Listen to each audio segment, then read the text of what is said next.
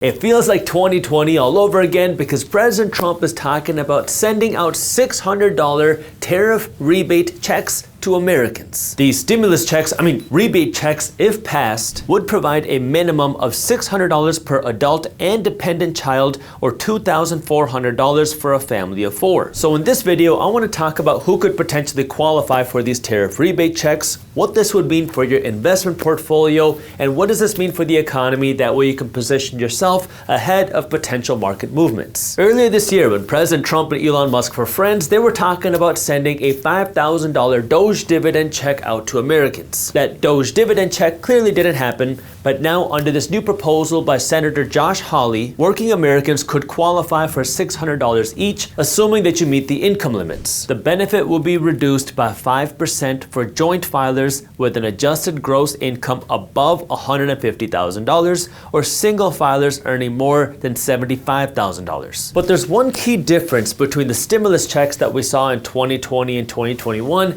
and these potential tariff rebate checks that you want to pay attention to. We saw 3 rounds of stimulus checks. First, it was a $1,200 stimulus check passed by President Trump. Then later in 2020, President Trump passed another $600 stimulus check. And then in 2021, President Biden sent out $1,400 stimulus checks. So money went from the hands of the government into the hands of people who were very happy initially until we got hit with very high inflation. But the question with these stimulus checks is, where did this money come from the government? Did it come from particular taxes? Did it come from somewhere else? And this is where things got a little confusing because the government has one source of income to pay all their bills, whether it's paying for contractors or infrastructures or the military or stimulus checks, and the government gets their money from tax dollars from taxpayers. But the United States government didn't have enough money to pay for these stimulus checks because we're already drowning in this massive amount of national debt. So it turned out that the United States government funded these stimulus checks with the help of debt.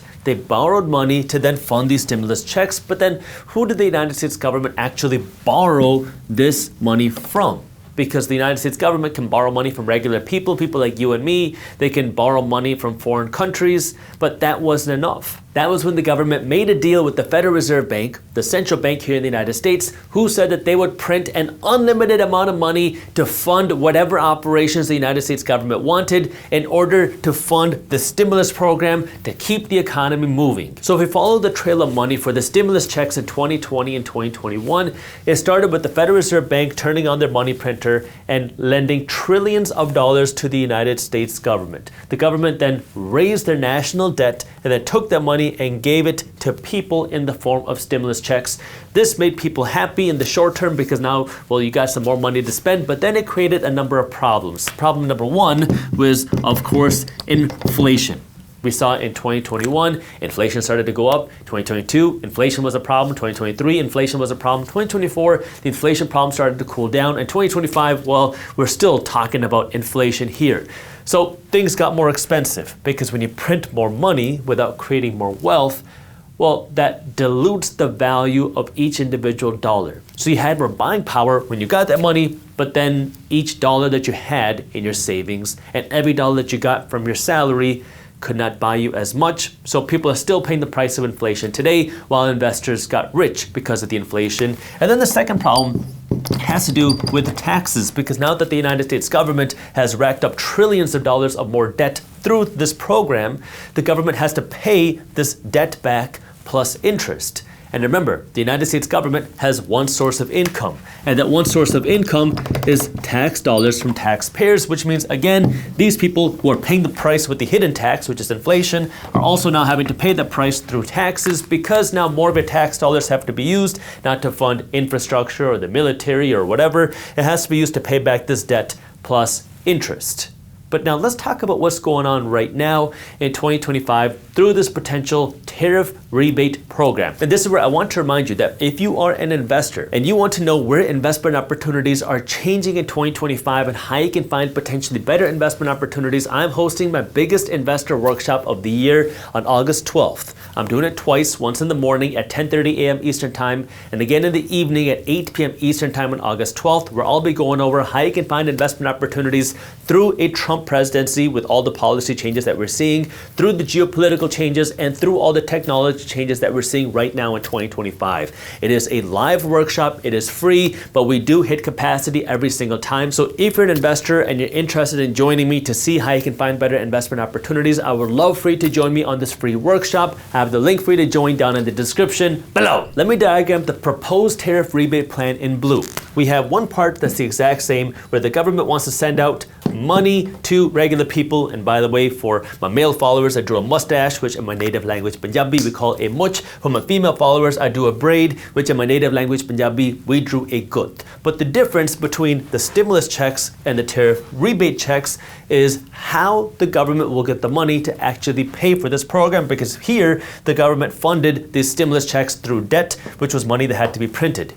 Here, take a look. According to the United States Treasury Department, the United States received 300% more tariffs in June 2025 than they did in 2024. So the idea with these tariff rebate checks is to take some of the increased tax revenue and take that money to fund some of these checks.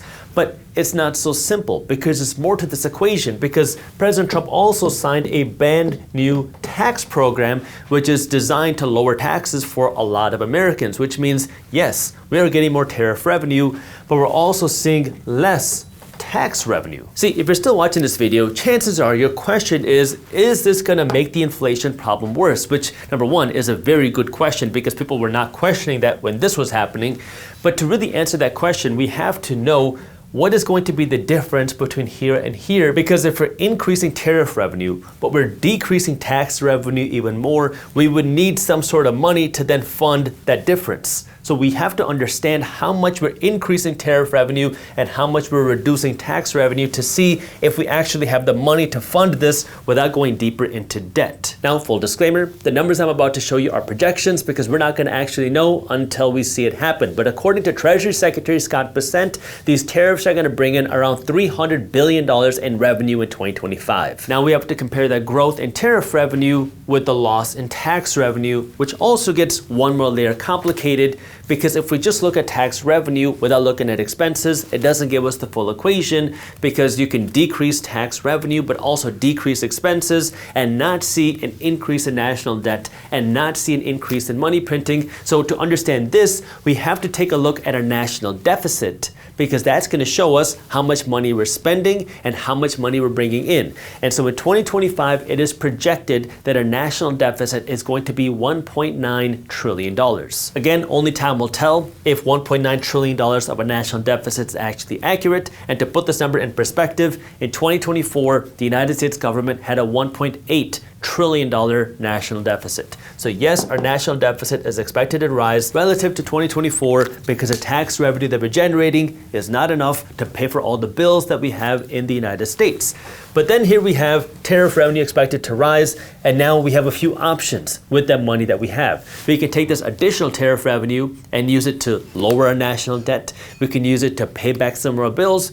Or in this case, the proposal is to just give that money away in the form of these tariff rebate checks. And this is why it's so important for you to follow the trail of money to understand if something is actually going to be inflationary or not. Because we can look at this and say, hey, yeah, this money that's going to fund these tariff rebate checks is going to be coming for the increased tariff revenue. But if we have an increased national deficit, that also means that the United States government had to borrow more money. And if they're borrowing more money from the Federal Reserve Bank, who has to print more money, well, that means more money gets created, and we know that when more money gets created, that can create more inflation problems, and that also means that more tax dollars have to be used to pay back our national debt, which is why you have to fully understand the trail of money and look at it from the full picture to understand if this is going to be enough to potentially lower the national deficit. Now, in this video, when I've been talking about inflation, I've been focusing on the value of the dollar dropping because we've been creating more money. But there's another side to inflation that people like to look at, which is the prices of things rising because of supply and demand constraints.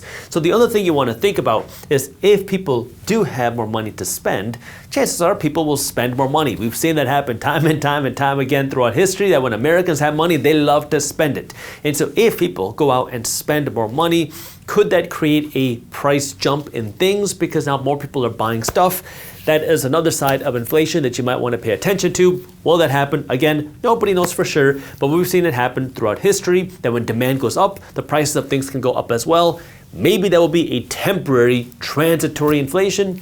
Maybe it won't be. Who knows? But this is the things that you want to pay attention to when you hear the news about these tariff rebate checks or any money going out to people. You want to first understand, number one, where is the money coming from? What is the trail of money? Is that going to create more inflation? And look at it from a holistic perspective.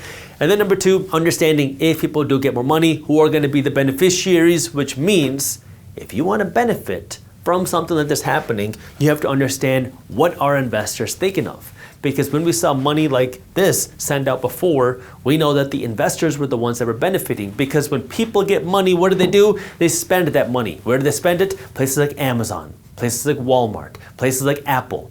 Well, I'm not telling you what to invest in, but I want you to start thinking like an investor. If people start spending more money at those stores, who's benefiting?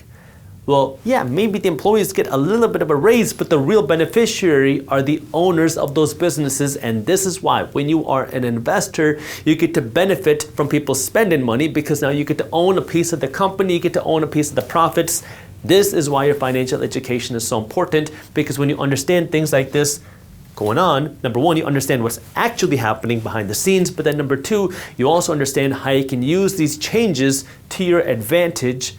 Instead of just using your money to go out and spend at these companies, you can use your money to actually own the companies. That way you can become an investor and use this economic system to build your wealth instead of just making everybody else rich. Again, for those of you that are investors, I'm hosting my free workshop on August 12th. I would love to see you there, and I have that link for you down in the description. President Trump signed the One Big Beautiful Bill Act into law. This big bill will bring some big changes to our economy, starting with some big tax breaks to big funding for certain things like more deportations. And the reason why you want to pay attention to this bill is because it goes into effect retroactively. It goes into effect January 1, 2025.